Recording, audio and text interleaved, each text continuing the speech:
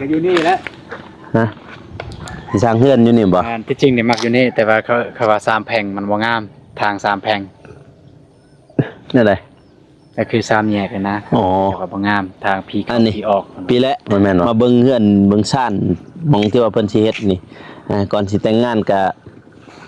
ต้องมีเฮือนมีซ่านก่อนแล้วเนาะเฮ้ยเนาะเลย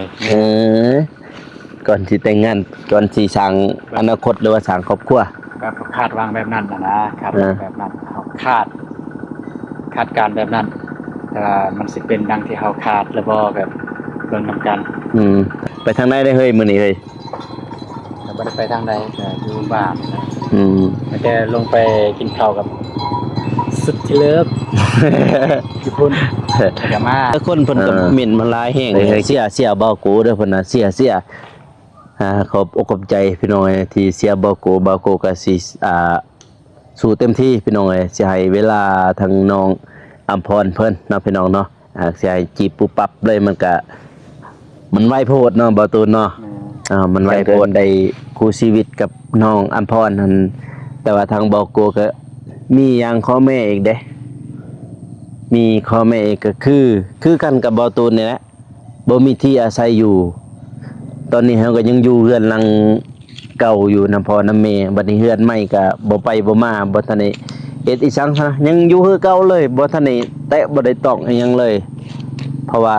บ่มีงบประมาณนี่แหละพี่น้องถ้าว่าเรือนหลังนั้นมันสำเร็จเนาะเรือนหลังนั้นสำเร็จทางเบาโกยก็สามารถสร้างครอบครัวได้พี่น้องเนาะสามารถสร้างครอบครัวได้หรือว่าเอาเมียเอาลูกได้ครับพี่น้อง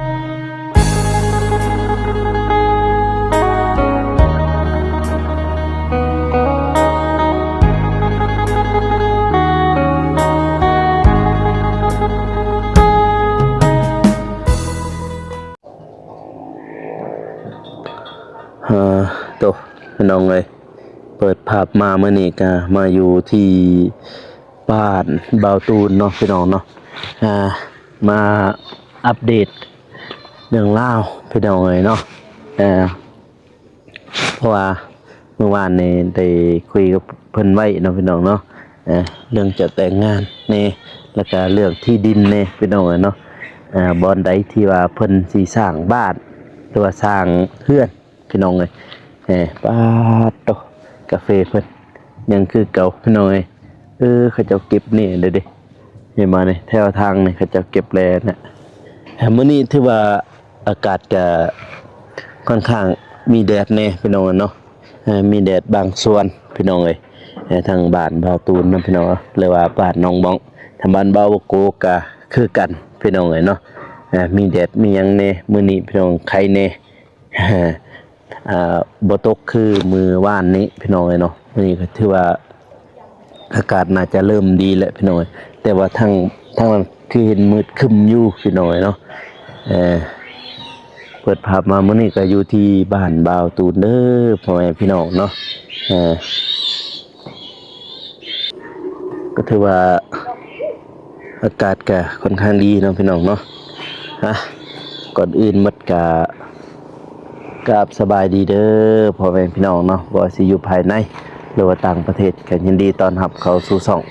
เบาโกชนบทสปปลาวพี่น้องเนาะมื้อนี้ก็ถือว่าอากาศก็เริ่มเปลี่ยนพี่น้องยังว่ามีแดดมีหยังแน่จังน้อยนึงเนาะพี่น้องเนาะทางบ้านบ่ตูนพี่น้องเอ้ยมื้อนี้ก็เบาโกสิพาพ่อแม่พี่น้องไปเบิ่งที่ดินแล้วก็บ่อนที่ว่าจะปลูกสร้างเรือนของเบาตูนเพื่ออนาคตพี่น้องเนาะคือเป็นว่าแหละก่อนจะแต่งงานก็ต้องได้มีบ่อนที่พึ่งหรือว่าบ่อนที่พักก่อนเนาะพี่น้องเนาะถ้าว่าบ่มีตัวนั้นก็จะบ่มีบ่อนที่อาศัยอยู่พี่น้องเนาะแล้วก็พาพ่อแม่พี่น้องเพิ่นได้เบิ่งได้ชมเนาะพี่น้องเนาะบ่อนที่ว่าเพิ่นจะสร้างเรือนสร้างศาลเพื่ออนาคตเนาะพี่น้องเนาะอนาคตข้างหน้านะพี่น้องเนาะถ้าว่ามีเรือนมีศาลของตนเองแล้วเนาะก็จึงได้มาว่าเรื่องความมักหรือว่ามาสร้างครอบครัวพี่น้องเลยเนาะก็เป็นขั้นตอนนั่นแหละพี่น้องเนาะก็อย่าลืมฝากเป็นกำลังใจให้เบาคนเด้อพี่น้องเด้อติดคลิปต่อๆไปเนาะพี่น้องเนาะพี่แหละผู้บ้านเพิ่นเห็นบ่ตก ยังเก็บกาแฟอยู่บ่เห็นเพิ่นมาครั้งนี้ก็ถือว่าท้องฟ้าก็ดีแฮงไปหน่อยเนาะแต่ว่ากาแฟเพิ่นนี่ก็ขัดเอื้อยเพิ่นกับแม่เพิ่นดีน่าจะแม่นไปเก็บพี่น้องเอ้ยโอ้โธ่กินกาแฟเขาเจ้าตากอ๋อเขาอิ่วแล้วใครจะมาตากจังซี่เลยพี่น้องเห็นบ่โอ้กาแฟนี่แหละโลจักเท่าไรแหละกาแฟหมากขาวนี่หมากอิ่วแล้วนี่แต่ว่าแพงเลยพี่น้องหมากอันนี้นี่แต่ว่าเขาเจ้าอิ่วแล้วนี่โอ้ตากแล้วก็ล้างลายน้ำเติบแล้วก็จึงมาตากจังซี่นี่เบิ่ง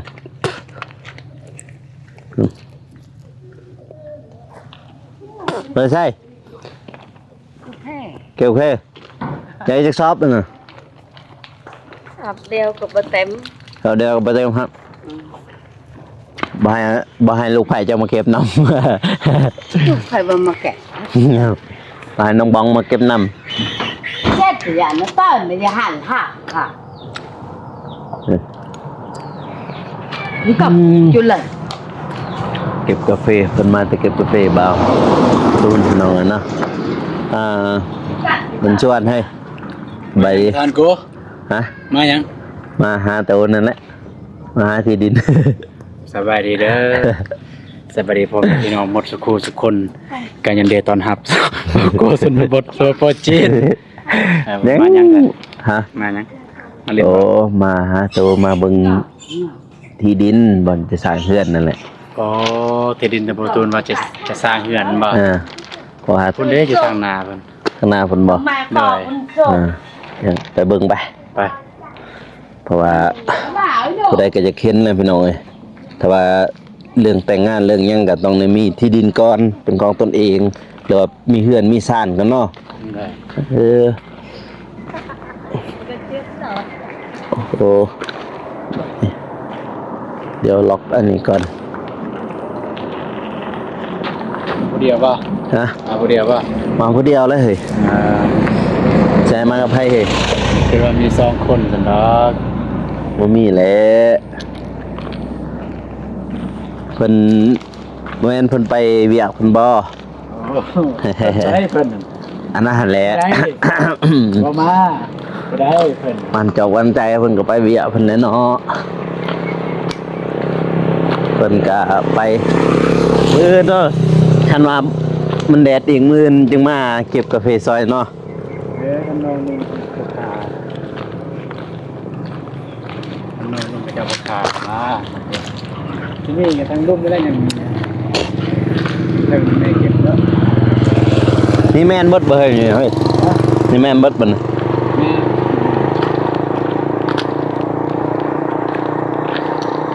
ก็หลายเติบแล้วเนาะตุนเนาะ ก็เป็นแต่ของประตูนเด้ ฮะ น้ำกันชุนรวมของไอ้น้องอะไรอยู่นี่ อยู่นี่บ่ แมนของไอ้น้องอะนะผู้ใดที่มีเงินใครอยากจะสร้างก็สามารถมาสร้างก่อนได้เลยซึ่งเขาบ่ได้กำหนดบ่ได้ใต้โตวว่าอันนี้เป็นของเจ้าอันนี้เป็นของค่อย อ้าว นะแม่นอยู่ตอนปลูกคนละปลูกอันนี้เบื้องนี้นี่มันของบ่ตูนเฟนบ่ตูนปลูกตะกี้ เครื่องนี่บ่เสาไฟนี่บ่ แม่นเขตนี่แหละเขตนี่ของบ่ตูนเอง อ๋อโต ที่สร้างก็อยู่นี่แหละ ฮะ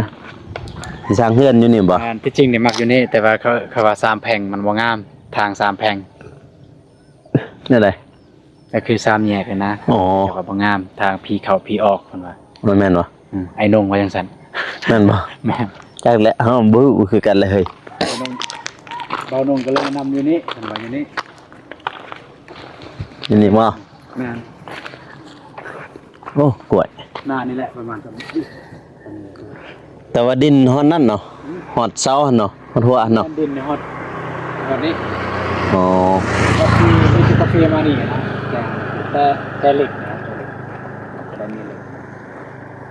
ไปคนเลยกันเจอมาเถื่อนเบาตูนเลย เออแต่ว่าลุมนี่ฮอดกงไม้หั่นบ่เห็นอยู่บ่บ่ได้เห็นแต่นี่ ที่จริงนี่ก็ โอ้ แต่นี่ ต้นอ้อยมันอ้อยบ่ไหน ฮะ มันอ้อยบ่ต้นอ้อยโอ้ ที่จริงก็ฮอดพุ่นแล้วไม่แห้งพุ่นแหละ โอ้ อืมแต่ว่านี่ก็ปลาซ่า แม่นบ่ ปุ๊อันนี้ปลาซ่าที่จ แต่ ริงก็ฮอดพุ่น แต่เดี๋ยวนี้เขาบ่อันนี้แล้วที่อยู่นี่ เขาบ่ได้มาไว้อยู่นี่แล้ว เศร้าเลย คนไว้แล้วแม่น อืม ภาษาบ้านหังภาษาบ้านน้องอำพร นี่บ่ นะตะกี้เด้บ้านหัวดำยังมาทันได้ยกย้ายมาอยู่นี่ อ๋อ ทางนั้นก็เลยมาตั้ง มา ภาษาอยู่นี่ เออ บ้านหัวดำย้ายมาอยู่พี่ก็หัว เออ ดำ ทราบ ขอบ่ให้เมียนอยู่นี่แต่ว่ามันไกลบ้านโพดนะ เออ ก็เลยไปเปลี่ยนบอลเมียนปูนอยู่พุ่นอยู่ใกล้ๆกันนั่นแหละ วันนี้ภาษาเดียวกันเลยแต่เว้ย บอล เดี๋ยวนี้ เดียวกันแต่ว่าคนละภาษา แม่นบ่อ๋อบ อลติดกันแหละบอล เออบ อล คือเพื่อนนี่สิตั้งอยู่นี่เนาะพี่น้องเนาะนี่ แม่น ก่อนสิแต่งงานเลยว่าก่อนสิสร้างครอบครัวก็ต้องมีอันนี้เป็นของตัวเองนะเนาะ แม่นกัน มีที่ดินหรือว่าเฮือนหลังน้อยก็ได้เฮือนหลังใดหลังหนึงแล้วก็มีสมมุติว่าคือสร้างครอบครัวแล้วก็ต้องได้ออกจากพ่อแม่ แม่น ต้องมาอยู่เป็นของตัวเองบัดนี้ กระตอบก็ได้นะคิดว่า ฮะ คิดว่าในกระตอบก็ได้คันว่าสิสร้างครอบสร้างครัวเนี่ยซ้ำแบบมีกระตอบอยู่ก็ได้ซ้ำเฮามีเคินบอลต่างหลัก อืม บอลต่างหลัก บนทางหลักหรือว่ากระตุบน้อยก็ได้เนาะ แม่น พอได้สร้างครอบครัวแล้วก็มาอยู่พี่ละอยู่ที่ดินตัวเองนี่แหละจึงสบายกว่า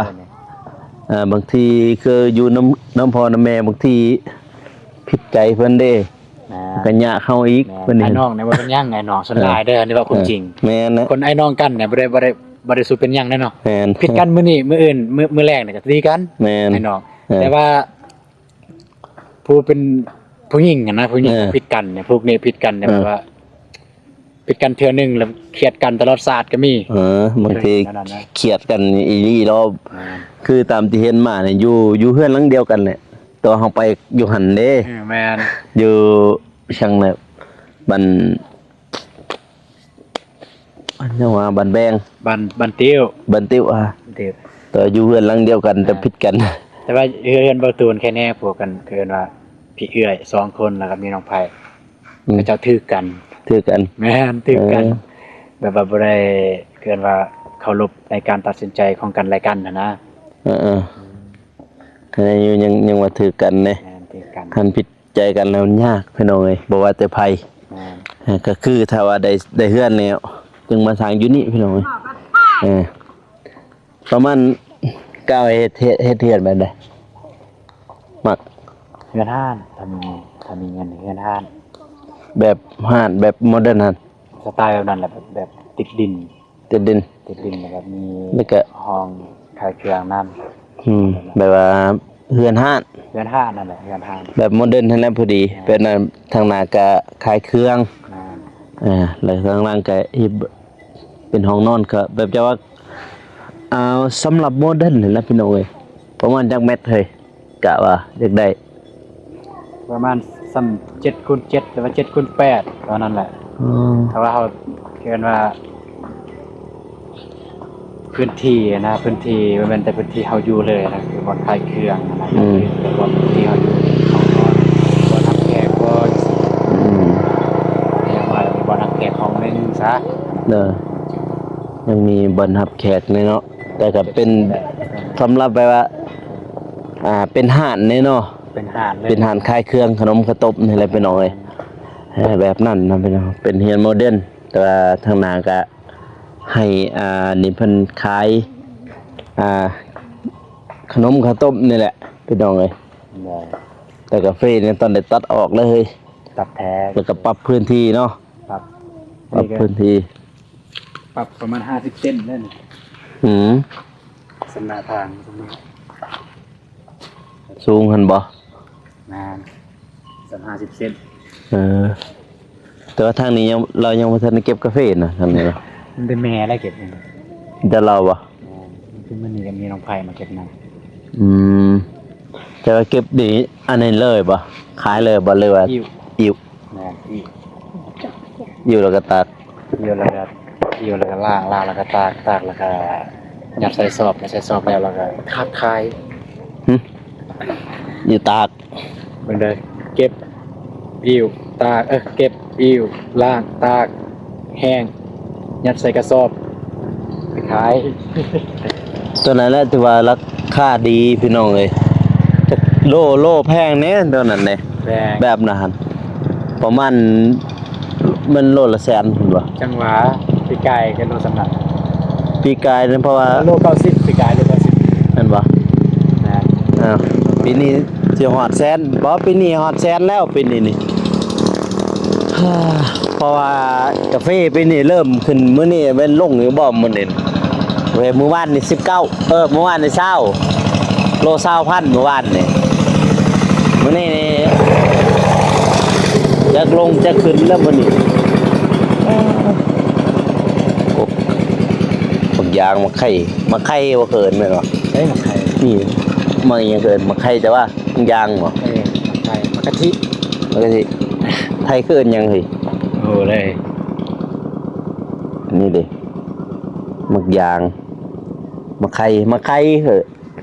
ทางลาวแต่ว่า หมักไข่ แต่ว่าทางฝั่งไทยบ่ฮู้จักมากอีหยังอ้ายพี่น้องแค่นี้ที่เบาตูนเพิ่นยังมี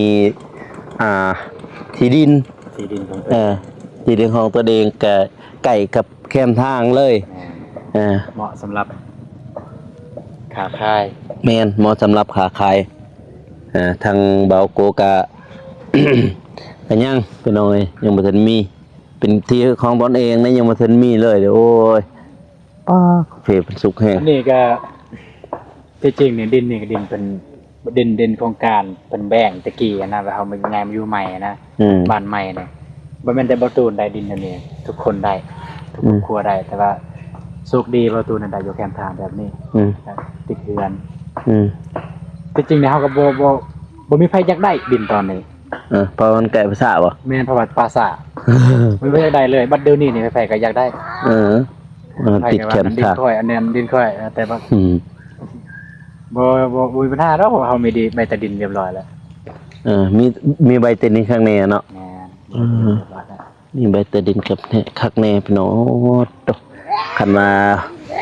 ฝนเช้าอีกมื้ออื่นนี่พี่น้องเอ้ย ฝนเช้ามื้ออื่นนี่ให้น้องบองมาเก็บซอยแล้วเนาะ แล้วแต่น้องเพิ่นแล้วตอนนี้เฮาบ่ตูนบ่กล้าบ่ฮู้สิเฮ็ดเกินว่าบ่ฮู้สิมันบ่บอกน้องเพิ่นมาแล้วน้องเพิ่นว่าค่าเวียกจักสิบังคับ แล้วแต่ความสะดวกของน้องเพิ่นถ้าเพิ่นว่าโอเคได้แต่มาคันเพิ่นว่าบ่ได้ คันมันแดดคือมื้อนี้หั่นเดี๋ยวบอกโกสิมาเก็บซอย มาครับ ทางเห็นคือ FC เพิ่นว่าหั่นเป็นหยังคือเฮาเก็บห่างบ่อยู่ใกล้กันลองว่าเบิ่งตัวนั้นเป็นหยังคือเฮาบ่เก็บนํกันหั่นนะอยู่ติดกันหั่น อ๋อ น่ะ มื้อหน้าท่าน พุ่นน่ะ แบบเก็บใส่ความไว้ อ่า มันเก็บนํกันมันก็ได้สิเป็นหยังสิบ่ได้แต่ว่ามันก็ซ่า มันซะ แม่นกันเก็บแบบว่าคนละกบคนละเริ่มเอ้ย ไว้ คือเห็น FC เพิ่นว่าโอ้เป็นหยังคือเบาตูนคือว่าเก็บห่างจากน้องบอมแท้ เข้าใจเลย FC เพิ่นก็โทษหลายๆเด้อที่เห็นว่าบ่ได้เก็บไก่น้องบ้องนะที่จริงก็เก็บไก่อยู่แต่บ่ได้ไก่ตลอดนะ เลยก็คือกันกับเบาโกนั่นแหละว่ามื้อนั้นโอ้เบาโกนี่บ่ไปเก็บสวยน้องอัมพรเลยเพิ่นว่าก็คือแบบนี้พี่น้องเอ้ยเนาะสู่คนก็อยากได้ความไวเนาะอยากได้ไวๆอยากเก็บให้ได้หลายๆนั่นแหละพี่น้องเอ้ยเนาะทางเบาตูนก็อยากได้เก็บให้มันได้หลายๆจะได้เฝ้ามันแล้วนะพี่น้องเอ้ยสู่คนสู่เก็บนะก็เลยอย่าว่าเก็บน้ำกันจะได้ว่าร่วมกันเพลินไปอีกไปฮักโกกาแฟ ไปฮักโกกาแฟเขาอีกพอดีบาวุธนี่พี่หน่อยเคินไปหั่นก็คือเก็บไผเก็บมันแล้วก็ได้สำไรก็จึงมาถอกนำกันพี่น้องก็มื้อนั้นก็ได้หลายเติบแล้วเนาะมื้อนั้นเนาะ ลาย ได้หลายเติบได้มื้อนั้นได้สอบหนึ่งได้บ่ได้ไอ้โนได้เด้เฮ้ยต้นมลังหั่น พอดีสอบหนึ่งเลย สอบหนึ่งมื้อนาน แม่น แล้วทมิดก็ครึ่งเลยเด้ครึ่งสอบแล้วพอดีฝนตกเลยเขาไปกินเสสวน เสส่วน อีช่างแหละไทยเอิ้น เสส่วนคือกัน สุกิยังไง แม่น แม่นแหละ เสส่วนคือกันนั่นแหละ อ๋อ เอิ้นเสส่วน สุกิโมสุกินี่แหละเขาเจ้าเอิ้นนั่นเสสวนก็ต่างอีช่างโมสุกินี่แหละเขาเจ้าเอิ้นฟังไทยพี่น้องเอ้ยแต่ว่าเอิ้นจังได๋ก็ยังเข้าใจเบิดอยู่พี่น้องเอ้ยเนี่ยฟังไทยฟังลาวเฮาแต่ว่ามื้อนี้ก็ถือว่าท้องฟ้าก็แจ่มใสพี่น้องเอ้ยเนาะบ่ตูนเพิ่นก็ไปทางไหนได้เฮ้ยมื้อนี้เฮ้ย แล้วบ่ได้ไปทางใดก็อยู่บ้านนะ อืม แต่ลงไปกินข้าวกับสุดที่เลิฟญี่ปุ่นแล้วก็มา ไปให้กินข้าวกินน้ำนำเพิ่นเนาะพี่น้องเอ้ยว่าตัวงัวลายเจยบ่ตูนมีบ่งัวเฮ้ย ก็ บ่มีงัว กูมีกับแบงเลี้ยงเลย โอ้ยมีบ่หลายดอกเว้ยมีงัวบ่หลายดอกประมาณ 3-400นี่แหละว่าอยู่คันมี 3-400นี่โอ้ยพี่น้องเอ้ยมีแต่สิลิงงัวนั่นแหละ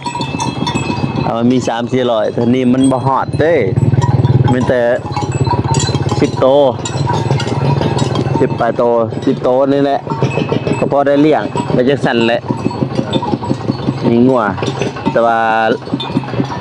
แต่ก่อนก็บ่มีพี่น้องมาให้หั่นน่ะพี่น้องให้ก็เลยเลี้ยงนำพระเจ้าทางบ้านเบาตูนนี่มีแต่รถอันนี้รถไถฮะแม่นบ่แต่ว่าทางบ้านเจ้านี่ส่วนหลายนี่เข้ามาแต่หัวแต่ส่วนนี่เป็นรถไถ รถไทยกับรถซิ่ง แต่ว่าบ้านเบาโกนี่โอ้ อันนั้นเนาะ ขนาดรถสิบอกให้เลยว่าร ถกำนัน รถกำนันน่ะเสียง อะไรเพื่อนกำนันนั่นเลยนั่นเนาะ เสียงนี่ปาน บ้านยนต์ ย่นอยู่แล้ว เสียงนี่บ่อยากให้ว่าเลยเสียงรถกำนันแบบทะลุเลยนะทั้งไทยรถทั้งรถกำนันแต่ว่าทั้งนี้นี่เขาเจ้าใช้รถไทยพี่น้องมีรถไทยหลายกว่าคือมาแต่หัวแต่ส่วนแม่นรถไทยมาแต่เก็บกาแฟนี่แม่นรถไทยแต่ว่าทางเบาโกนี่โอ้ยต่างเลยบ่ว่าดอกรถไทยก็มีเรื่องรถไทยฮะแต่ว่ารถกำนันหลายกว่าพี่น้องเอ้ยว่าสิตกอุจักเคยทางนี้เฮ้ย ไป ฝนนี่นะ ตกแย่เนี่ย ย่านว่า เบิดสำนี่แหละบ่ได้อันนั้นดอกเมื่อวานนี่ก็ดูเดินเนาะทีมงานเฮาเนาะ แม่นอยู่เดินคือเก่าเมื่อวานนี่ อ่า ครั้งแรกเลยได้ถือว่าอยู่ดึกประมาณนั้น แต่ว่าได้เห็นก็แบบ นะ จีบน้องพ่อนบ่ติดแล้วบ่ติดแล้วบ่ จีบน้องพ่อนบ่ อ่า ยังเลยจีบยังบ่ทันได้ติดมา ไม่ติด เมื่อวานนี่ให้น้องอำพรบอกฮักก็บ่เห็น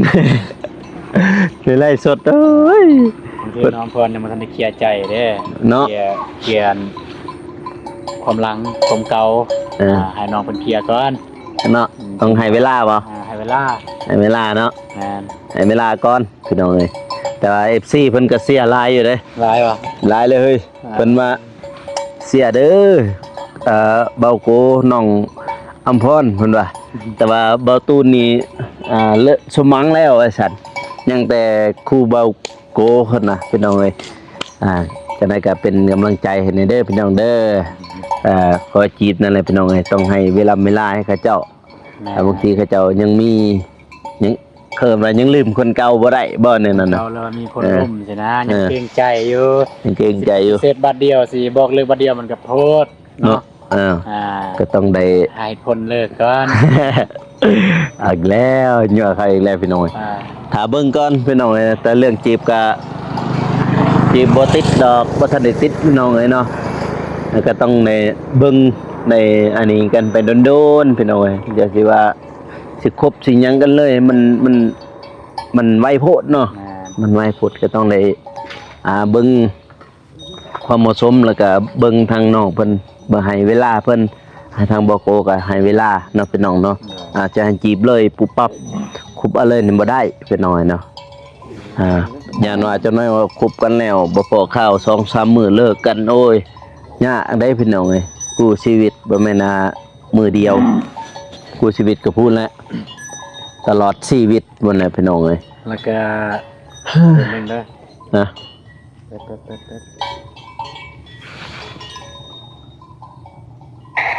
เปิดเลย นะ ฝากซองเบาตูนเด้อซองใหม่ โอ้แต่ส่งบ่ตูนน้องบองบ่ บองตูน บองตูนปาตะ46เอาไวเลย ไว้บ่ใส่ ป้าผู้ที่ตามเร็วแท้ อะไรเลยเพิ่นดัง 900 912โอ้ โหด ยัง แท้ 78คนผ่าน ซื้อคลิปเอ้ย ปัดเต้า ซองมันบอกตู เร็วแท้บัดนี้ ซองนี้ เต้า ยัง78คนเร็วแท้พี่น้องพุ่นน่ะคนเบิ่ง2ชั่วโมง 2,000เด้ เอง ยัง68มันจะ18 ปาตะ ยัง58 ไลค์กดแชร์ ยัง58คน ผมเป็นไปเอาเลย สิฮอด1,000เด้มันทางหลังบ้านมันฮอด1,000แล้วบ่ทางหลังบ้าน ยัง ซองรักกันมันปิ้วพอได้มีซองสมองแน่ เร็วแท้เนาะขอโกแชร์ให้แล้ว แซ่บ่ แชร์เลยเด้ดิ กันบ่ได้แซ่ขอบคุณหลายๆเด้อบ่กลัว แชร์แล้ว เตรียม อ่ะ คนนั้นคนนั้น คราวเดียวเนาะช่องนี้ให้ผู้ใดเฮ็ดเฮ้ย นี่ไหน จะให้ผู้ใดลงคลิป ลงคลิปลงแบบนำกันเลย แต่อย่างว่าบอตูนอยากถ่ายชีวิตของบอตูนก็ลงบนนั้นเนี่ยบนซองนี้ก็ได้ อ่า น้องบองเพิ่นอยากถ่ายสกิลกับชีวิตของน้องเพิ่นน้องเฮ็ดหยังก็สามารถมาลงได้ หรือถ้ามาได้อยู่นำกันหากก็ถ่ายลงนำกันเลย บัดนี้ FC สิได้เข้าไปติดตามทั้งช่องน้องบองเองแล้วบัดนี้น้องบองเบาตูนพี่น้องเอ้ยเปิดช่องใหม่ แม่น ให้น้องบองเพิ่นเป็นครีเอเตอร์มือใหม่เนาะพี่น้องเนาะหรือว่าเป็นยูทูบเบอร์มือใหม่บัดนี้ผู้ใดอยากติดตามก็ไปติดตามได้พี่น้องเอ้ยชื่อช่องน้องบองหรือเบาตูน บองตูน บองตูน บองบวกตูน บางบวกเต้นโหดแท้สร้างเมื่อวานนี่มืออื่นผ่านพี่น้องไงข้าวเดียวฝากเป็นกำลังใจ จะผ่านอยู่มื้อนี้กันพ่อแม่พี่น้องซัพพอร์ตเพิ่นว่าติดตามให้ แต่ว่าชั่วโมงเนี่ยยากแล้วชั่วโมงยังโดน โอ้ยชั่วโมง คลิ กะ ปสั้นเยอะ ชั่วโมงเห็นข้าวเดียวหรอกลงมือหนึ่งก็หอดสองมือนี่ก็หอดเลย คลิปสั้นได้นี่7นาที 7 นาทีก็คันเขาเบิ่งเบิดมันก็ไล่อยู่ในหันเลยคันเบิ่งเบิดอยู่ดอกพระเจ้าเบิ่งพ่อแม่ผู้ใหญ่ขอบใจหลายๆที่เบิ่งพี่น้องเนาะ ขอบคุณในไลน์เด้อ เลยเพราะว่าเขาเจ้าก็เบิ่งมักเบิ่งเด้บัดนี้สิเข้าไปติดตามพี่น้องทางเบาตูนน้องบองเพิ่นหยังทางอันนี้ปีละมาเบิ่งเฮือนเบิ่งซ่านหม้องที่ว่าเพิ่นสิเฮ็ดนี่ก่อนสิแต่งงานก็ต้องมีเฮือนมีซ่านกันแล้วเนาะเฮ้ยเนาะ เลย เออก่อนสิแต่งงานก่อนสิสร้างอนาคตหรือว่าสร้างครอบครัว แบบคาดวางแบบนั้นนะคาดวางแบบนั้นเขาคาดการแบบนั้น แต่ว่ามันสิเป็นดังที่เขาคาดหรือบ่แบบเบิ่งนำกัน ถ้าไปเบิ่งไปชมน้ำกันไปหน่อย ปรารถนาแบบนั้นปรารถนาอยากได้ อ่า ก่อนแล้วก็จึงสร้างหัวมาสิเป็นไปได้หรือบ่ก็เราถ่ายเบิ่งนำกันถ้าบ่ได้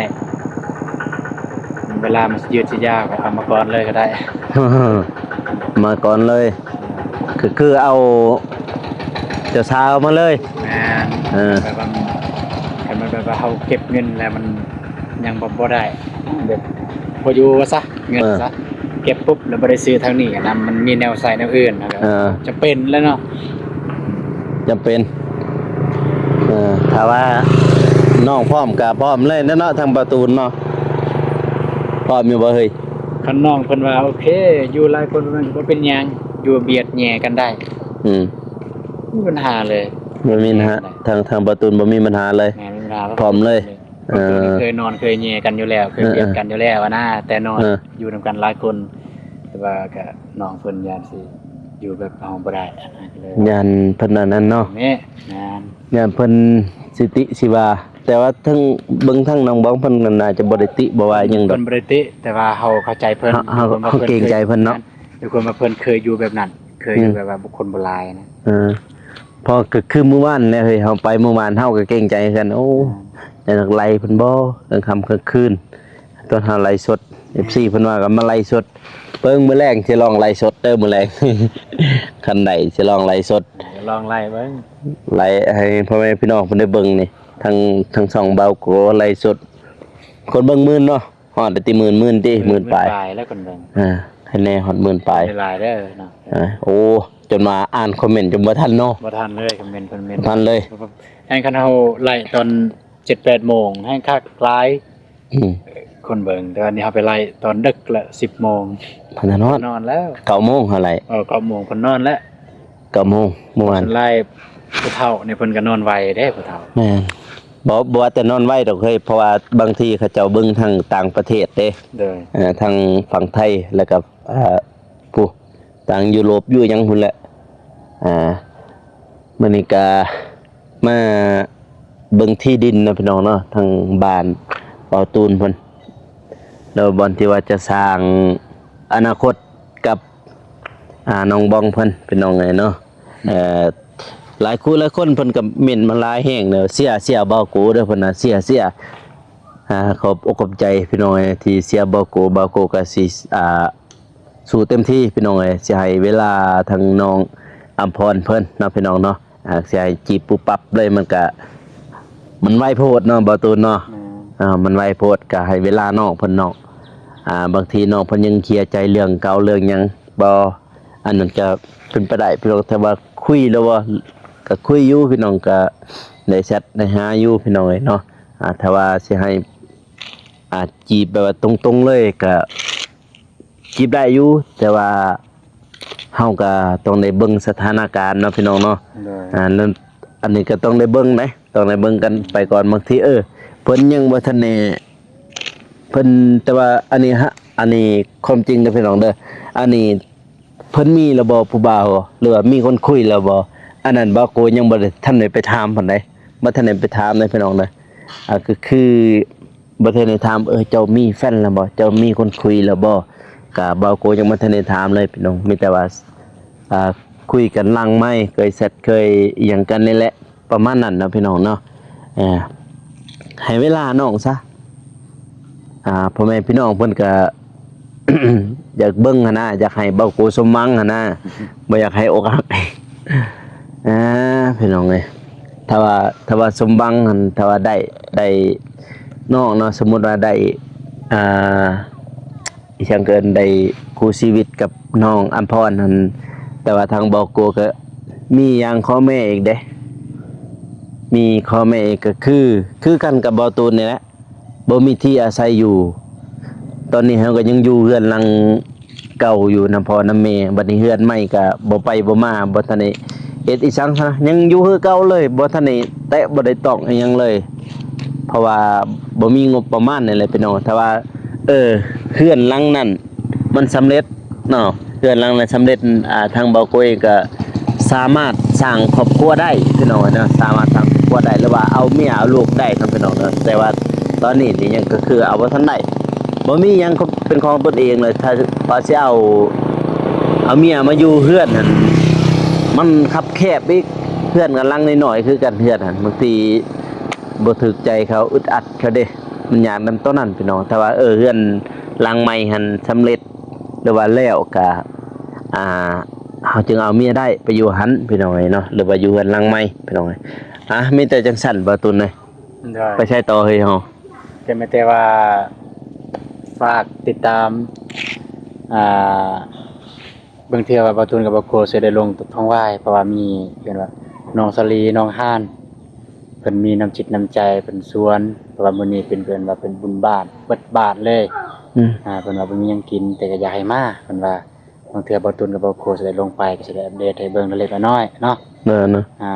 สำหรับเบานงเพิ่นครอบครัวบ่สบายพี่น้องเอ้ยบ่ตูนก็เช็คหาตลอดเช็คเบิ่งตลอดแชทหาแล้วก็โทรถามครอบครัวเพิ่นบ่สบายแต่เพิ่นยังบ่ทันได้ไปเยี่ยมไปยามเพิ่นคิดว่าน่าจะคันอยู่ดีมีแฮงมื้ออื่นสิตาเบิ่งไปเยี่ยมยามทางไอ้นงเพิ่น โอเคมันจะจังซั่นแหละบางเทื่อก็บ่ตุนกับบ่กูบางเทื่อจะได้ลงทางว่าก็จะได้อัปเดตให้เบิ่งพี่น้องเอ้ยถ้าบ่ได้ลงก็ถ้าบ่ได้อัปเดตแสดงว่าบ่ได้ลงถ้าได้อัปเดตแสดงว่าได้ลงประมาณนั้น เลยกับประมาณนั้นนะพี่น้องเนาะเด้อพี่น้องเอ้ยเนาะวันนี้ก็มาอัปเดตที่สร้างบ้านหรือว่าบอนที่ดินเนาะพี่น้องเนาะที่สร้างบ้านให้เบาตูนเพิ่นพี่น้องเอ้ยเนาะเพื่ออนาคตของเพิ่นกับน้องบ้องเพิ่นพี่น้องเอ้ยเนาะทางเบาโกนเว้าไหมเว้าว่าน้ำลังพุ่น จักสิเป็นไปได้บ่พี่น้องเอ้ยเนาะเพราะว่าให้เวลาทางน้องอัมพรเพิ่นพี่น้องเอ้ยเนาะแล้วก็ถือว่าถ้าว่าเบาโกพร้อม 100% บ่ก็ยังบ่ได้พร้อม 100% พี่น้องเอ้ยเนาะแต่ว่าได้จีบติดจีบหยังก็สิได้ล่มไปศึกษาเพราะว่าน้องเพิ่นก็เว้าบ่ทันในอีสังเกินบ่ทันได้ดีปานใดยังเกะกะอยู่พี่น้องเอ้ยเนาะทางบ่โกเองก็สิได้บอกได้สอนเพิ่นพี่น้องเอ้ยเนาะเอาคลิปนี้ก็บ่โกก็สิได้จบคลิปเด้อพ่อแม่พี่น้องเนาะก็อย่าลืมฝากกดไลค์กดติดตามเนาะเพื่อเป็นกำลังใจให้บ่โกเฮ็ดคลิปต่อๆไปเนาะแล้วก็เป็นกำลังใจให้ทีมงานแล้วก็เป็นกำลังใจให้เบานุ่งเด้อพี่น้องเด้อที่ว่าครอบครัวเพิ่นบ่สบายเนาะแล้วก็ทางเมียเพิ่นเพราะว่าเมียเพิ่นก็สิได้คลอดลูกแล้วพี่น้องเนาะ